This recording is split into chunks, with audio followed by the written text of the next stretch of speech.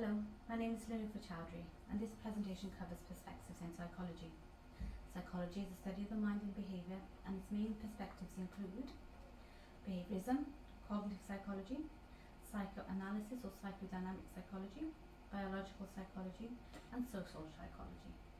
In this presentation, I will describe two psychological perspectives, behaviorism and psychodynamic, evaluate the key assumptions of the two psychological perspectives, evaluate the work of the key theorists in regards to the two perspectives, analyse similarities and differences between the two perspectives, and then we'll go over and evaluate the application of two perspectives to contemporary issues in psychology. Let's start with behaviorism.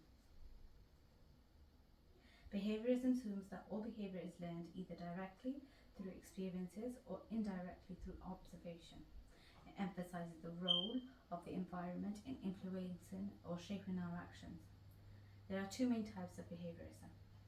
Radical behaviorism argues that all learning occurs through stimulus-response mechanisms, such as reinforcement and punishment, where behaviour is shaped and maintained by its consequences, hence the development of classical and operant conditioning. Social learning theory suggests that people can also learn by observing and imitating others. Now let's look at psychodynamic psychology. The psychodynamic perspective was developed by Sigmund Freud.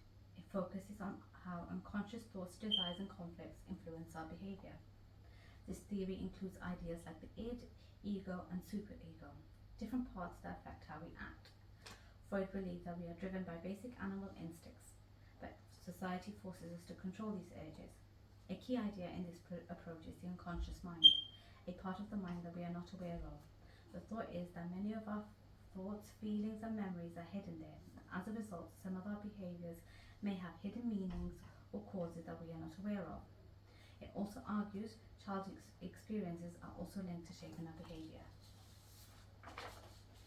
I'll now go over the key assumptions for each perspective. Key assumptions of behaviorism.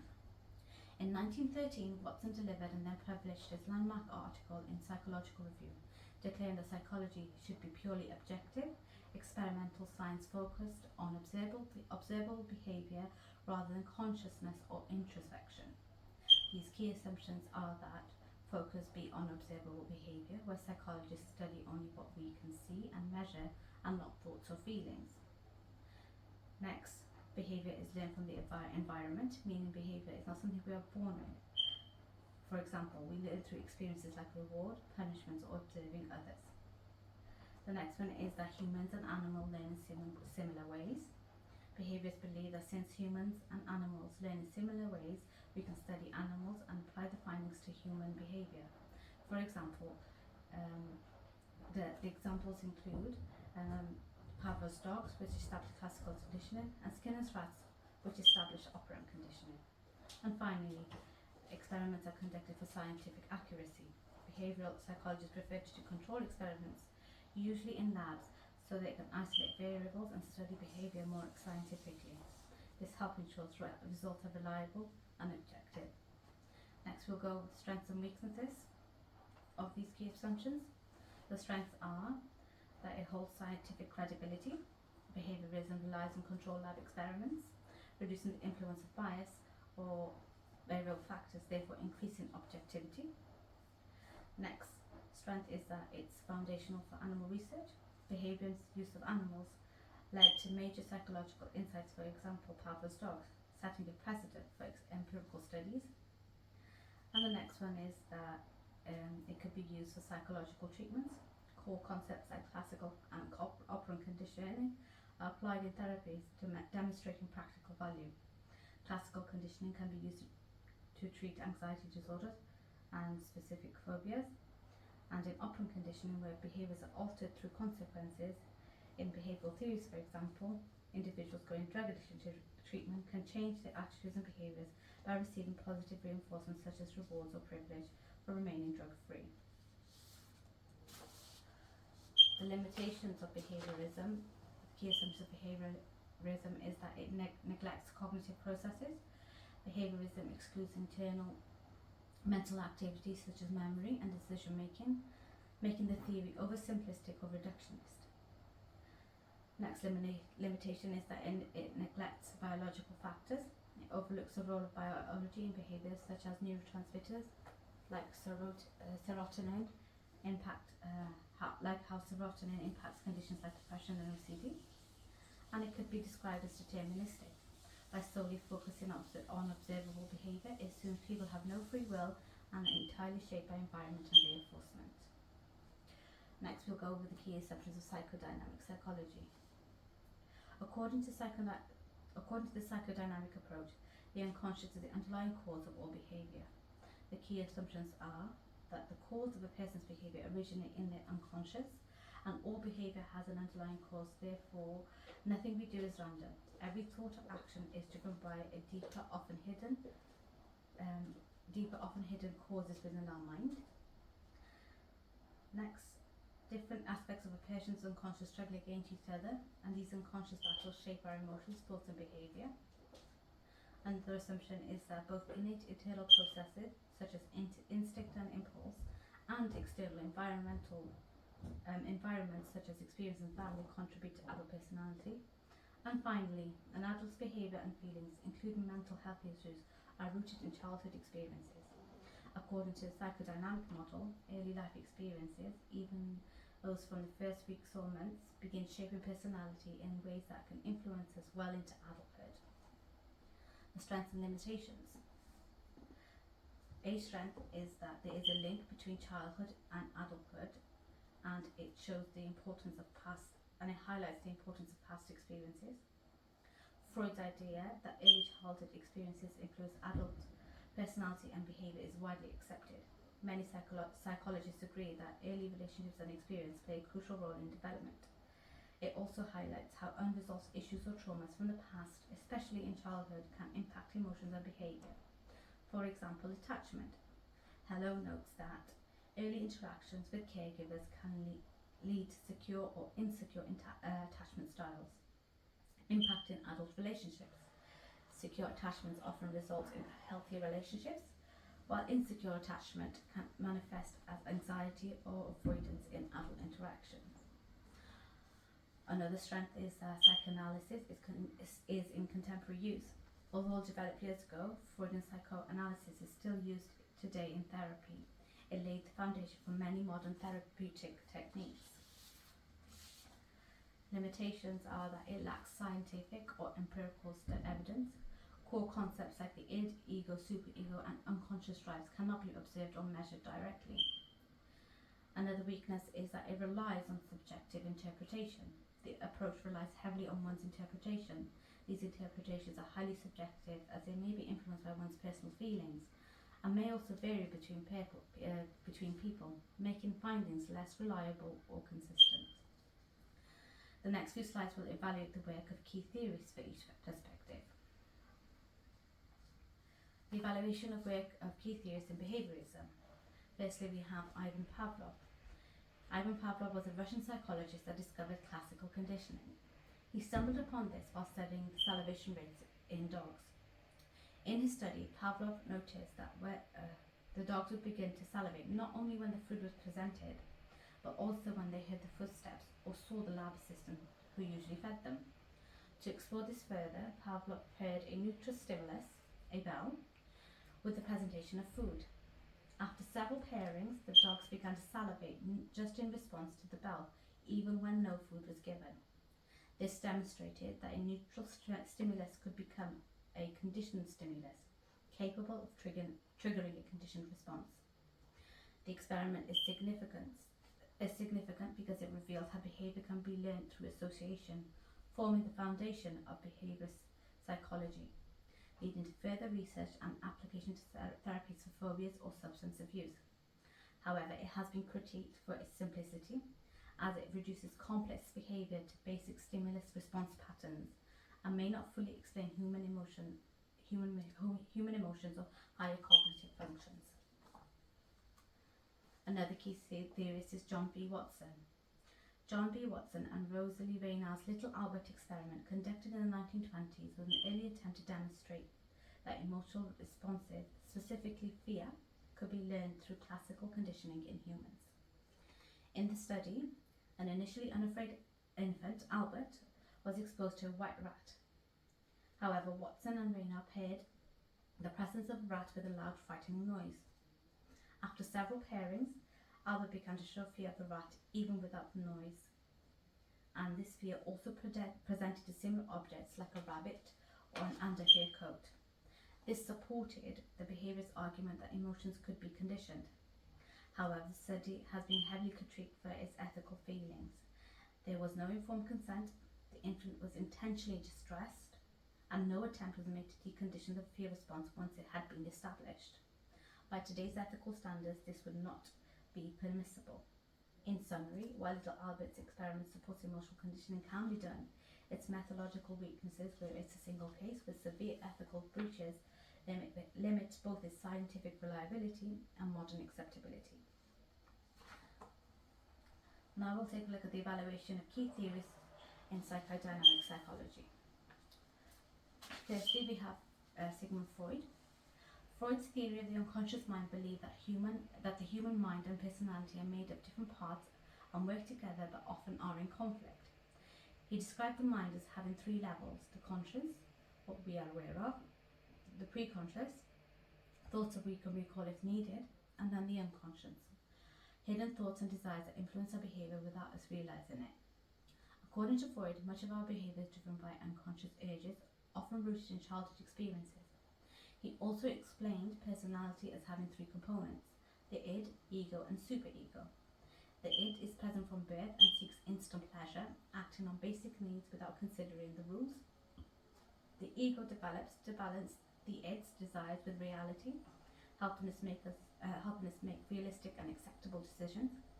And then the superego forms later and represents our sense of right and wrong, aiming for moral behaviour and often making us feel guilty when we don't meet those standards. These parts of the mind and personality are always interacting, shaping how we think, feel and act. While this idea has shaped modern psychotherapy, it has been criticised for lacking scientific evidence and having a cultural and gender bias. Smith notes that Freud's theories were rooted in cultural norms and biases of his time, leading to generalizations that may not apply universally. Additionally, Freud's views of women and certain aspects of his theory have been deemed sexist by modern standards, meaning the theory may not apply across different cultures, genders or social groups, making it less universal. Next we have Carl Jung. Carl Jung's theory of the collective unconscious suggests that beneath our personal thoughts and memories lies a deeper shared layer of the human mind, of the mind that all humans inherit. This collective unconscious contains universal patterns and symbols called archetypes, which influence how we think, feel and behave. Jung believed that these archetypes, the anima, the feminine side of the woman; the animus, the masculine side of the anima, the feminine side of a man; the animus, the masculine side of a woman; the shadow, our hidden darker traits; the self, our true balanced identity; and the persona, the social mask we wear, are found in myths, dreams and cultures worldwide. Unlike Freud, who focused mainly on individual experiences, Jung emphasized these shared elements as key to understanding personality and motivation. While Jung's ideas have broadened the scope of the unconscious and are popular in art, religion and therapy, they are hard to test scientifically and often criticized for being vague or mystical. We will now go over the similarities and differences between the two. When looking at similarities and differences in the perspective of psychology, the key areas we look at are nature versus nurture, determinism versus free will, reductionism versus holism, and research methods. Similarities between the two perspectives. Both behaviorism and psychodynamic psychology agree that nurture plays a role in shaping behaviour. Behaviorism especially emphasizes nurture. Both approaches align with hard determinism, believing behaviour is influenced by forces beyond an individual's control.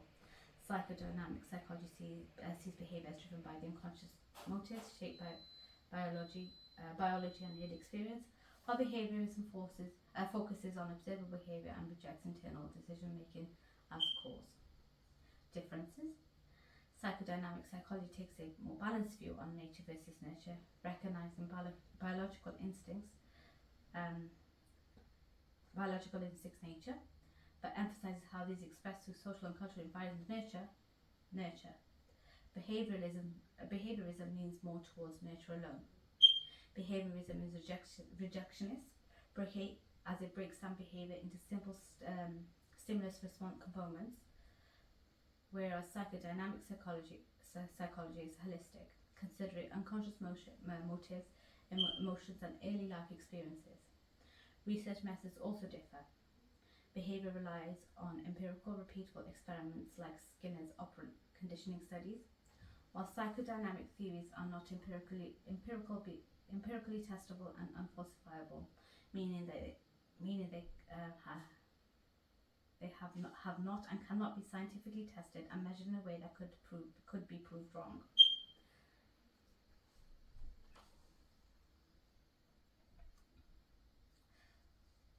And lastly, we will evaluate how these perspectives can be applied to the contemporary issues. Mental health. Mental health and well-being are hugely important, and the following, cognitive behavioural therapy developed from cognitive psychology, and psychodynamic therapy developed from a psychodynamic perspective, can aid with mental health. CBT for mental health. Cognitive behavioural therapy is a talking therapy commonly used to treat various mental health issues. It helps you learn coping skills to manage different problems by focusing on how your thoughts, beliefs, and attitudes influence your feelings and behaviour. CBT is typically a short-term treatment that follows a clear and well-organised structure. It is especially effective in treating depression and recognises the importance of learning and adaptability in mental health. However, it's not suitable for all mental health conditions such as schizophrenia. The therapy requires dedication, including completing homework tasks in between sessions, which can be challenging for some. Additionally, the structured format may not suit everyone's preferences or needs. Psychodynamic therapy for mental health. Psychodynamic therapy involves talking with professionals to explore personal problems and find relief and solution. It helps people gain insight into thoughts, feelings, and conflicts that influence our behaviour. Often, it looks at childhood experiences and how these shape current thoughts, emotions, and relationships. Psychodynamic therapy can be used to treat conditions such as anxiety, depression, eating disorders, substance abuse, and social anxiety disorders. Psychodynamic therapy takes a holistic approach by providing a deep understanding of an individual, considering how past experiences influence their emotions, thoughts, and behaviours. It aims for long-lasting change by addressing the root causes of problems and outcomes. However, therapy can be time-consuming, which may be difficult for some, especially people with busy schedules, and it may not be suitable for all mental health conditions. It can also be very expensive. Another contemporary issue is workplace and organisational issues. Workplace issues can easily arise and can impact motivation and teamwork. Early strategies can help reduce stress, burnout, and organisational issues. In behaviourism, operant condition focuses on behaviour in relation to consequence. Recognising and rewarding positive behaviour can greatly enhance employee morale, motivation, and overall performance. The strengths of this approach include improvement of motivation and performance, fostering a positive work culture where employees feel appreciated, and enhancing job satisfaction and retention. However, there are limitations. Recognition and rewards may not address deeper issues affecting morale and performance, and if not handled fairly or transparently, can lead to resentment, harming morale and collaboration. Training programs align with cognitive psychology. Cognitive psychology helps us understand how people think, learn, and solve problems, and programs develop from this. Workplace training programs can help solve problems like improving how employees perform and increasing productivity. These programs might include workshops and skills like time management or goal setting, or training on how to use specific tools or software. Good training can also make good employees more motivated. Good training can also make employees more motivated and protected. However, training might not fix bigger issues in the company, such as bad leadership. It can also be expensive. The different perspectives in psychology all have their strengths and weaknesses, but all offer a range of interesting theories and provide the foundation for further research to explain the mind and behaviour. Thank you for listening to my presentation.